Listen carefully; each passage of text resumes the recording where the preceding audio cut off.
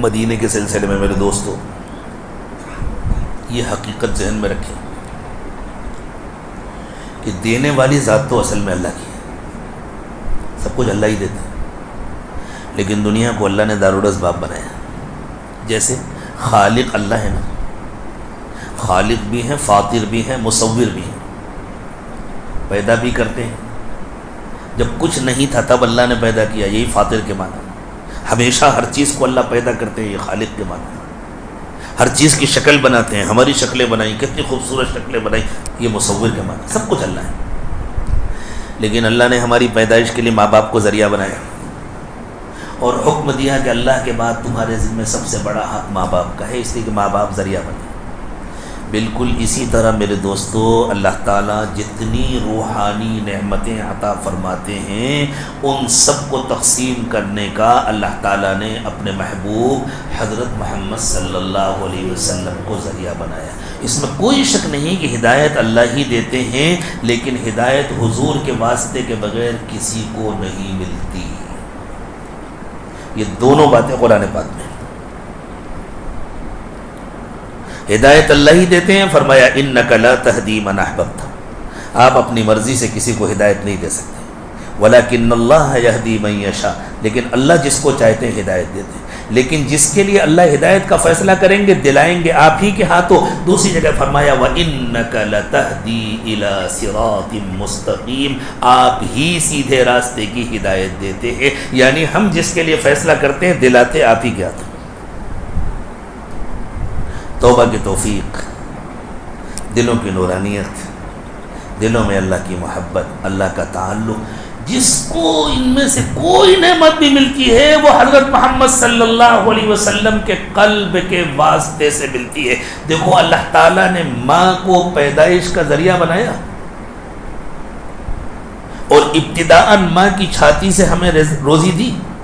اس کے بعد جب بڑے ہو گئے اب زمین سے مل رہی ہے، آسمان سے مل رہی ہے، درختوں سے مل رہی ہے، کھیتوں سے مل رہی ہے، آفس سے مل رہی ہے، تجارت سے مل رہی ہے. لیکن اللہ کے نبی صلی اللہ علیہ وسلم نے فرمایا وہ ملتی ہے ماں ہی کے واسطے سے. اس لیے ماں کی خدمت کرنے سے روزی میں برکت ہوتی ہے، ماں کی خدمت نہ کرنے سے روزی کی برکت ختم ہوتی ہے. ہاں ماں کسی ایسی چیز کا مطالبہ کرے جس میں اللہ کی نافرمانی ہے تو وہ بات نہیں ماننی، خدمت جاری رکھنی، وہ بات نہیں. خود اللہ تعالیٰ نے فرمایا وَإِن جَاهَدَاكَ عَلَىٰ أَن تُشْرِكَ بِي مَا لَيْسَ لَكَ بِهِ عِلْمٌ فَلَا تُطِعْهُمَا وَصَاحِبْهُمَا فِي الدُّنْيَا مَعْرُوفًا. اگر تمہارے ماں باپ تم سے کسی غلط کام کے کرنے کا مطالبہ کریں تو ان کا کہنا مت مانو، لیکن ان کے ساتھ بھلائی کرتے رہو، ان کے ساتھ محبت کا معاملہ کرتے رہو. ان کو جھڑکو نہیں، ان کو ڈانٹو نہیں، ان کو گھر سے نکالو نہیں. ان کی بات نہیں، یہ بات غلط ہے، یہ میں نہیں مان سکتا. ماں تمہیں حکم دے کہ اپنی بیوی پر ظلم کرو، ہرگز مت مانو. لیکن تمہاری بیوی کہے کہ ماں پر ظلم کرو، اس کی بھی مت مانو. اور ماں کے اس حکم کے باوجود ماں کہے اگر تم کو اپنی بیوی کے ساتھ زیادتی نہیں کرنا گھر چھوڑ کے چلے جاؤ، ٹھیک ہے چلا جاتا ہوں، آپ کا حکم ہے، دوسری جگہ رہوں گا، لیکن آپ سے ملتا رہوں گا، آپ کی خدمت کرتا رہوں گا. آپ سے جو میرا رشتہ ہے وہ بھی اللہ نے بنایا، بیوی سے جو میرا رشتہ ہے وہ بھی اللہ نے بنایا. میں آپ کے کہنے سے بیوی پر ظلم نہیں کروں گا، بیوی کے کہنے سے آپ پر ظلم نہیں کروں گا. غلط بات کسی کو نہیں مانوں، لیکن میں اللہ کا بندہ ہوں، اللہ کا کہنا مانوں گا، ناانصافی کبھی نہیں کروں گا. آپ کا حق ادا کروں گا، آپ کی خدمت کروں گا، آپ سے محبت کروں گا. آپ ناراض ہوں گے سن لوں گا. تو ساری زندگی روزی کی برکت ماں سے جڑی ہوئی، پوری زندگی. اسی طرح ہمیں جتنی روحانی نعمتیں ملتی ہیں نظر آئیں یا نہ نظر آئیں وہ سب حضرت محمد صلی اللہ علیہ وسلم کے قلب اطہر سے جڑی ہوئی. دیکھیں ہر ایک کی جیب میں موبائل ہوگا نا، موبائل میں وہ کنیکشن ہے، وائی فائی ہے، جو کچھ بھی ہے تو کسی ٹاور سے جڑا ہوا ہے نا، حالانکہ نظر نہیں آ رہا. میں آپ کے شہر میں آیا ہوں، مجھے معلوم بھی نہیں ہے آپ کے شہر میں یہاں قریب کا ٹاور کون سا ہے، لیکن جڑا وہیں سے، ساری لہریں وہیں سے آ رہی. بالکل اسی طرح کوئی مانے نہ مانے، کوئی جانے نہ جانے، قلب میں جو بھی خیر آتا ہے، جو بھی نورانیت آتی ہے وہ سب حضرت محمد صلی اللہ علیہ وسلم کے قلب اطہر سے آتی ہے. حتیٰ کہ کعبہ مکرمہ پر جو اللہ تعالیٰ کی تجلیات نازل ہوتی ہے عین طواف کرتے وقت بھی انسان کے دل پر جب وہ منعکس ہوتی ہے تو ڈائریکٹ نہیں منعکس ہوتی، قلب محمدی سے ہو کر آتی ہیں. پہلے وہ حضرت محمد صلی اللہ علیہ وسلم کے قلب پر جاتی ہیں، وہاں سے.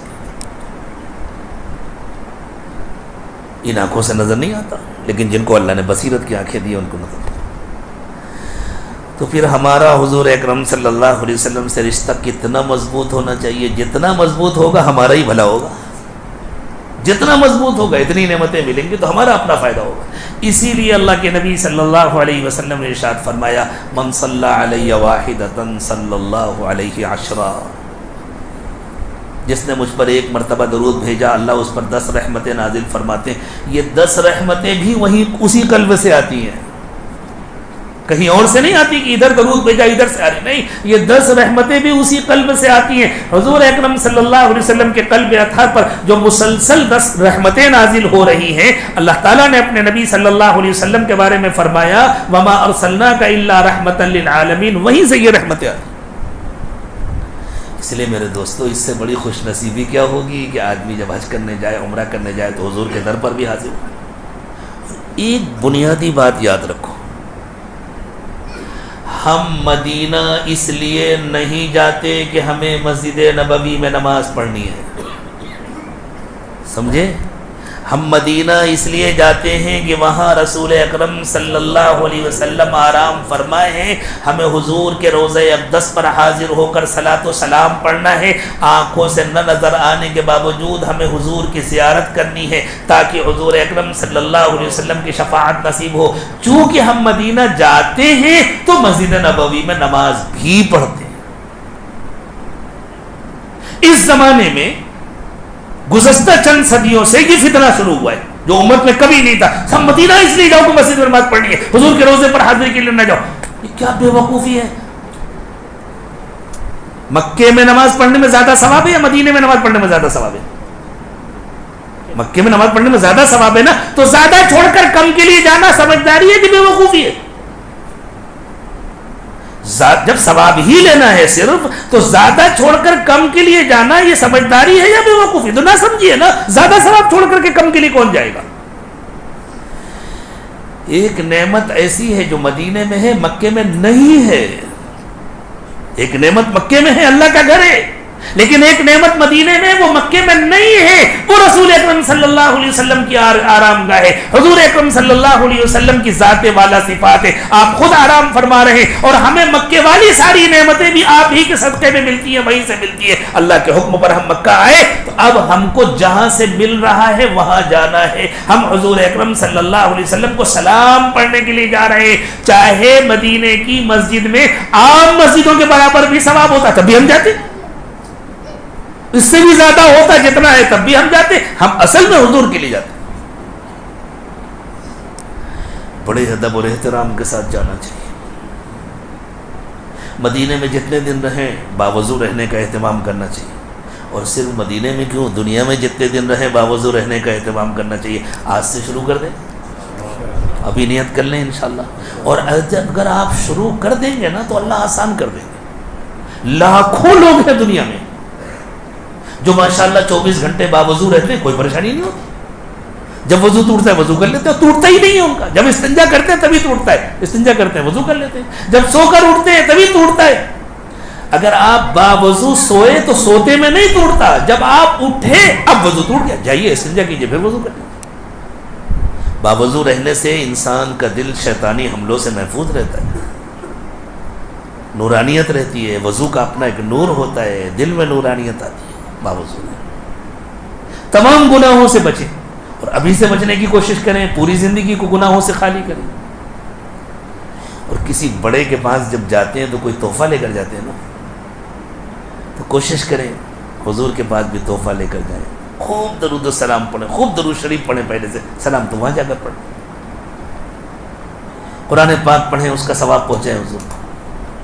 اگر آپ حج کے بعد مدینہ جانے والے ہیں تو کم از کم ایک عمرہ نبی اکرم صلی اللہ علیہ وسلم کی طرف سے کریں. اور اگر آپ اپنا فریضہ حج پہلے ادا کر چکے ہیں اور اللہ تعالیٰ نے آپ کو نفلی حج کا موقع عطا فرمایا اور آپ اپنے والدین یا کسی بڑے کسی اللہ والے کی طرف سے حج بدل کرنے کی نیت نہیں کر چکے ہیں تو اللہ کے نبی صلی اللہ علیہ وسلم کی طرف سے حج کرنے کی نیت کریں, حضور کی طرف سے حج بدل کریں تاکہ وہ حج کا ثواب حضور کے بعد پر پھر جائے مدینہ, حضور کا دل خوش. نہا دھو کر صاف ستھرے کپڑے پہن کر, پرانے زمانے میں چونکہ پیدل سفر ہوتا تھا, جانوروں پر سفر ہوتا تھا, آدمی گرد و غبار سے اڑ جاتا تھا, اس لیے علماء کہتے تھے کہ جب مدینہ پہنچو تو جا کر کے غسل کرو, کپڑے بدلو. اب تو ماشاءاللہ ٹرین کے ذریعے 2-2.5 گھنٹے کا سفر ہو گیا ہے. بسیں بھی نہایت آرام دہ ہوتی ہیں, ایئر کنڈیشن ہوتی ہیں, پسینے کا نام و نشان نہیں ہوتا اور 4-5 گھنٹے میں سفر ہو جاتا ہے. اس لیے اگر آپ نے مکہ مکرمہ میں غسل کر لیا اور کپڑے بدل لیے اور اچھا عطر لگا لیا اور مدینہ جانے کے بعد آپ نے سامان رکھا اور مسجد نبوی چلے گئے, کوئی حرج نہیں ہے. اور اگر کچھ تکان ہو گیا, کچھ پسینہ وغیرہ ہو گیا یا کچھ اور آپ کا کپڑے بدلنے کا دل چاہتا ہے, وہاں جا کر پھر غسل کر لیں, کپڑے بدل لیں اور خوشبو لگا کر کے جائیں, بہت اچھی بات ہے. اسی طرح روزہ اقدس پر حاضری سے پہلے کچھ صدقہ کریں. حضور اکرم صلی اللہ علیہ وسلم سے جب صحابہ کرام سوالات کرتے تھے اور جو نئے نئے لوگ آتے تھے نا, وہ بسا اوقات کچھ فضول سے سوال بھی کر لیتے تھے, کچھ زیادہ باتیں پوچھ لیتے تھے, حضور کو تکدر بھی ہوتا تھا, کچھ منافقین بھی ادھر ادھر کے سوالات کرنے لگے تھے. تو اللہ تعالیٰ نے ایک حکم نازل کر دیا تھا, یا ایھا الذین آمنوا اذا ناجیتم الرسول فقدموا بین یدی نجواکم صدقہ. اگر تم کو حضور سے کوئی بات کرنی ہے تو بات کرنے سے پہلے صدقہ دو. پھر یہ حکم منسوخ ہو گیا, اس کا وجوب ختم ہو گیا, لیکن استحباب تو باقی ہے. تو ہمارے بزرگوں کا طریقہ یہ تھا کہ وہ جب بھی روزہ اقدس پر حاضری دیتے پہلے صدقہ کرتے تھے. ہمارے حضرت شیخ زکریا رحمۃ اللہ علیہ, جن کی فضائل اعمال بہت مشہور ہے ماشاءاللہ, امت کو بہت نفع ہوا اس سے, اللہ اس نفع کو باقی رکھے ہمیشہ. حضرت شیخ کی زندگی کے آخری سال تو مدینے میں ہی گزرے, بہت زمانے سے مدینے میں تھے, وہیں انتقال ہوا. حضرت شیخ مدینے میں رہتے ہوئے جب بھی سلام پڑھنے کے لیے جاتے تھے پہلے صدقہ دیتے تھے, اور اچھی خاصی مقدار میں صدقہ دیتے تھے, ہزاروں ریال کے حساب سے. اللہ نے ان کو دیا بھی تھا, ان کے پاس آتا تھا, لٹاتے تھے اللہ کے راستے. اور جب باہر کسی ملک سے سفر کر کے آتے مدینہ اور پھر روزہ اقدس پر حاضر ہوتے تو لاکھوں ریال کے حساب سے صدقہ دیتے تھے. ایک ریال کی کتنی قیمت ہے معلوم, لاکھوں ریال کے حساب سے صدقہ پھر حاضر ہوتے. وہ جتنے بڑے تھے ان کے کام بھی اتنے بڑے تھے. ہمیں بھی اللہ توفیق دے, جس کو اللہ جتنی ہمت دے. بہت سارے کام اپنے شوق کے لیے کرتے ہیں, حضور کو راضی کر, حضور کو خوش کرنے کے لیے, حضور کے دربار میں حاضر ہونے کے لیے صدقہ دے. اب مسئلہ یہ ہوگا دے کس کو؟ وہاں سب تو حاجی ہوتے, اور آپ حرم کے قریب ہوں گے, وہاں تو سارے حاجی حاجی ہوں گے. وہاں کے کچھ جو باشندے ہیں, کون غریب ہے کون ضرورت مند ہے آپ کو معلوم نہیں ہے. آپ کی کسی ایسے شخص سے پہچان نہیں ہے جس کے ذریعے آپ بھیج سکیں. تو اس کا آسان طریقہ ہے, صدقہ نکالو, ایک کور میں رکھو, رکھ دو, یہ صدقہ ہو گیا آپ کا صدقہ تھا. اب اس کو رکھ دیجئے, یہ امانت ہے. جب آپ یہاں واپس آئیں تو جس طرح آپ یہاں کرتے ہیں, مدرسوں میں دیتے ہیں, علماء کے حوالے کرتے ہیں, یتیموں کو دیتے ہیں, غریبوں کو, جہاں جہاں آپ صدقہ دیا کرتے ہیں وہاں بھیج دیجیے. وہاں آپ نے نکال دیا, ادا ہو گیا. اور بار بار روزہ اقدس پر صبح بھی جا رہے ہیں, شام بھی جا رہے ہیں, اس کو علماء نے بیعت بھی لکھا ہے. پورے سفر میں ایک آدھ مرتبہ جائیں, اور جب جائیں تو پہلے نماز توبہ, نماز حاجت پڑھ کے اللہ سے دعا مانگ کر, اللہ میں حضور کے دربار میں جا رہا ہوں, سلام پیش کرنے جا رہا ہوں, اللہ میرا دل گندا ہے, اللہ میرے دل کی گندگی دور کر دیجئے, اللہ مجھے ایسی حاضری نصیب فرما دیجئے کہ میری حاضری سے حضور اکرم صلی اللہ علیہ وسلم کو خوشی ہو, میرا سلام قبول ہو جائے. اور اس کے بعد جب باب السلام سے داخل ہوں تو نگاہیں نیچی کر کے بڑے ادب و احترام کے ساتھ بہت محبت کے ساتھ درود شریف پڑھتے ہوئے جائیں. وہاں جو لوگ حرکتیں کرتے ہیں, فوٹو لے رہے ہیں, یہ کر رہے ہیں, ویڈیو بنا رہے ہیں, بنانا تو دور کی طرف ہے, ان لوگوں کی طرف نظر اٹھا کر نہ دیکھیں. کسی کو روکنے کی ضرورت نہیں, جو کچھ کر رہا ہے خود بھگتے گا. وہاں آپ کسی کو روکنے, کسی کو منع کرنے نہیں گئے, اپنی فکر کرو. جیسے حشر میں اپنی فکر ہوتی ہے, وہاں دوسرے جگہوں پر روکے, کوئی حرج نہیں. پورے ادب اور احترام کے ساتھ.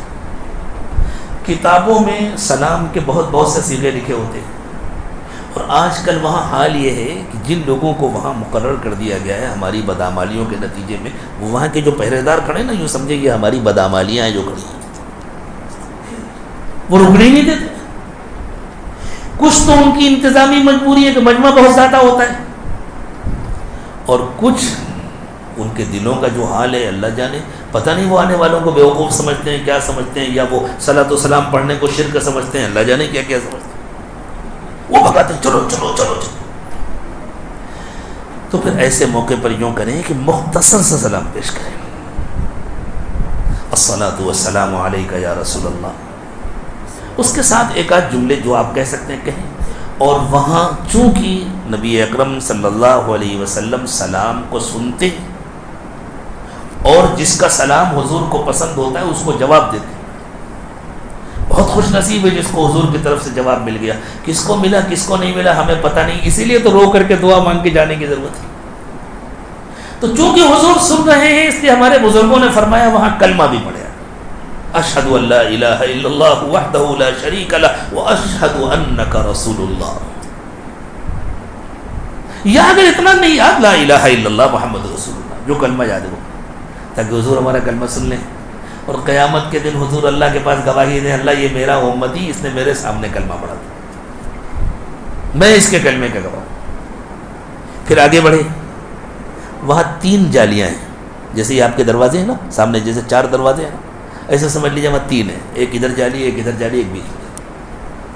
پہلی جالی کے سامنے کچھ نہیں ہے, آخری جالی کے سامنے کچھ نہیں. جو بیچ کی جالی ہے اس پر 3 سوراخ بنے ہوئے ہیں. پہلا جو بڑا سوراخ ہے وہ نبی اکرم صلی اللہ علیہ وسلم کے چہرے انور کے سامنے, دوسرا سوراخ حضرت ابوبکر کے چہرے کے سامنے, تیسرا حضرت عمر کے چہرے کے سامنے. تو دوسرا سوراخ جو ہے اس میں السلام علیکہ, الصلاۃ والسلام علیکہ, السلام علیکہ یا خلیفۃ رسول اللہ یا ابا بکر صدیق, جو بھی الفاظ لکھے ہیں, بہت زیادہ نہیں چونکہ مختصر سا وقت ہوتا ہے. اس سے آگے بڑھیں, السلام علیکہ یا امیر المؤمنین عمر بن الخطاب, مختصر سے پڑھیں, آگے بڑھ جائیں. وہاں رک کر دعا نہیں مانگنے دیتے, تو آپ اصرار بھی نہ کریں, ان سے ضد بھی نہ کریں, دل ہی دل میں دعا مانگتے مانگتے درود و سلام پڑھتے ہوئے آگے بڑھ جائیں. باہر نکل جائیں, وہ رکنے نہیں دیتے باہر. جب آپ باہر میدان میں چلے گئے, اب آپ کو کوئی نہیں منع کرتا, اب اطمینان سے کہیں کھڑے ہو کر اللہ تعالیٰ سے خوب دعا مانگے, اللہ میرے سلام کو قبول فرما لیجیے, اللہ مجھے قیامت کے دن حضور کی شفاعت نصیب فرما دیجیے, اللہ حضور کا دل میری طرف سے خوش کر دیجیے, اللہ میری زندگی کو حضور کی سنتوں کے مطابق بنا دیجیے, اللہ میں اچھا بننے کے لیے آیا ہوں, یہی نیت کر کے گھر سے آیا ہوں, اللہ مجھے اچھا بنا کر کے واپس کیجیے, بروں کی فہرست میں شامل نہ فرمائیے. اور جتنے دن بھی رہیں, جہاں تک ہو سکے با جماعت تکبیر اولیٰ کے ساتھ مسجد نبوی میں نماز پڑھنے کی کوشش کریں. وہاں بیٹھ کر کے خوب درود شریف پڑھیں, خوب تلاوت کریں, خوب دعائیں مانگیں, اور پوری مسجد میں جہاں سے بھی آپ کو روضہ اقدس نظر آتا ہے وہاں سے بھی کھڑے ہو کر آپ صلاۃ و سلام پڑھ سکتے ہیں. اس لیے ہر نماز کے بعد وہاں سے پڑھ لیا کریں, اور پوری حاضری میں ایک آدھ مرتبہ پورے اہتمام کے ساتھ وہاں حاضر ہوں. اسی طرح مدینہ طیبہ کی دوسری مسنون زیارت ہے بقیع کی زیارت. اب بقیع میں بھی ان لوگوں نے یہ کر دیا ہے, ابھی ہم نے سنا کہ ایک طرف سے جانا اور دوسری طرف سے نکلنا, 3-4 کلومیٹر کا چکر لگا کر کے آنا. تو جو بیچارے بوڑھے ہیں, جو چل نہیں سکتے, اندر ویل چیئر بھی نہیں جا سکتی شاید, تو پھر وہ تو بس بقیع کے باہر ہی کھڑے ہو کر کے وہیں سے فاتحہ پڑھ لیں. جن کی جانے کی ہمت ہے وہ ایک مرتبہ زیارت کریں. یہ دوسری زیارت. مدینہ کی تیسری زیارت ہے قباء کی زیارت, مسجد قباء جانا, وہاں جا کر نماز پڑھنا. اللہ کے نبی صلی اللہ علیہ وسلم نے فرمایا جو اپنے قیام گاہ سے وضو کر کے قباء میں نماز پڑھنے کی نیت سے آتا ہے اور قباء میں 2 رکعت نماز پڑھتا ہے, اس کو 1 عمرے کا ثواب ملتا ہے. تو کم از کم 1 مرتبہ تو قباء جانا چاہیے, اس سے زیادہ بھی کوئی جائے تو کوئی حرج نہیں. اور وہاں ذرا اطمینان سے نماز پڑھنا چاہیے, اطمینان سے دعا مانگنا چاہیے. اس کے علاوہ مدینہ کی مسنون زیارت ہے احد کی زیارت. احد احد پہاڑ کے سلسلے میں نبی اکرم صلی اللہ علیہ وسلم نے ارشاد فرمایا احد جبل یحبنا ونحن نحبہ، احد ایسا پہاڑ ہے کہ اس کو ہم سے محبت ہے، ہم کو اس سے محبت ہے، اور احد کے دامن میں شہدائے احد دفن ہیں، حضرت حمزہ ہیں اور دوسرے شہدائے کرام ہیں، ان کو سلام کرنا، ان کے لیے ایصال ثواب کرنا اور پھر ان کی برکت سے اپنے لیے دعا مانگنا، یہ ہیں مسنون زیارتیں۔ باقی مدینہ منورہ میں زیارت کرانے والے جہاں جہاں زیارت کراتے ہیں وہ تاریخی مقامات ہیں جن کا حضور سے تعلق ہے، محبت اور عقیدت کے ساتھ جا کر دیکھنے میں کوئی حرج نہیں ہے، لیکن وہ مسنون زیارتیں نہیں۔ جتنے دن مدینے میں رہیں پورے ادب اور احترام سے رہیں، مدینے کی بھی عزت کریں، مدینے کا بھی احترام کریں، مدینے والوں کا بھی احترام کریں۔ جی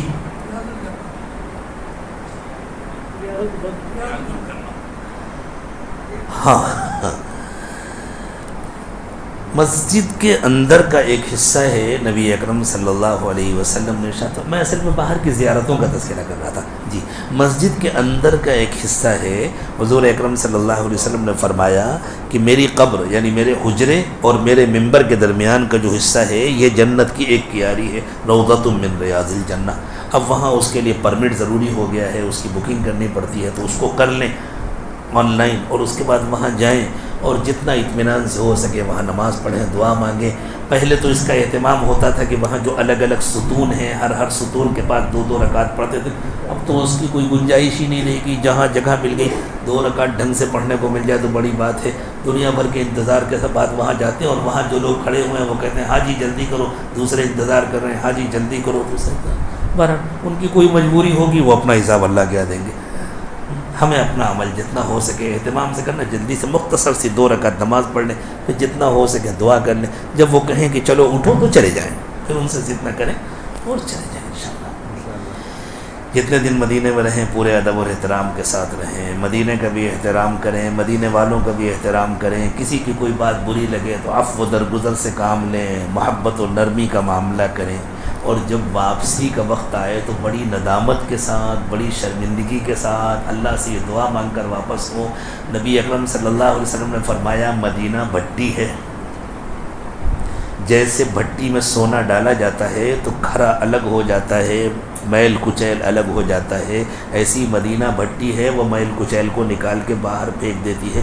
تو اللہ ایسا نہ ہو کہ ہم میل کچیل بن کر کے اپنے ملک ہندوستان واپس جا رہے ہوں، اللہ ہمیں کھرا سونا بنا دیجئے۔ اللہ مدینے سے جانے کا دل تو نہیں چاہتا، ہمارا تو دل چاہتا ہے یہیں رہیں یہیں مریں، لیکن قانون کی مجبوری ہے، اس لیے ہم مجبوراً واپس جا رہے ہیں۔ تو اللہ جس نیت سے صحابہ کرام مدینے کو چھوڑ کر کے گئے تھے کہ جہاں جائیں گے اللہ کا نام لیں گے اور اللہ کے بندوں کو اللہ سے جوڑیں گے، اللہ بس اسی نیت کے ساتھ ہم واپس جا رہے ہیں۔ اب ساری زندگی وہی کریں گے جو کام سکھایا تھا صحابہ کرام کو آپ کے نبی صلی اللہ علیہ وسلم نے، ہمیشہ اللہ کا کہنا مانیں گے، اور جتنا ہو سکے گا مختلف طریقوں سے، جو طریقہ بھی اللہ آسان کریں گے، اللہ کے بندوں کو اللہ سے جوڑیں۔ اللہ ایسی مقبول حاضری مدینہ طیبہ کی بھی نصیب فرمائے۔ وآخر دعوانا، ہاں ایک بات اخیر میں اور عرض ہے، اگر اس گفتگو سے آپ کو کوئی فائدہ ہوا ہو تو درخواست ہے کہ ہر مقام پر اس عاجز کو اور اس کے گھر والوں کو اور اس کے تمام متعلقین کو اپنی دعاؤں میں یاد رکھیں، اور دوسروں کے لیے دعا مانگنے میں بھی اپنا فائدہ ہوتا ہے۔ اگر آپ دعا کریں گے دوسروں کے لیے تو آپ کا کوئی نقصان نہیں ہوگا، آپ کا اپنا فائدہ ہوگا۔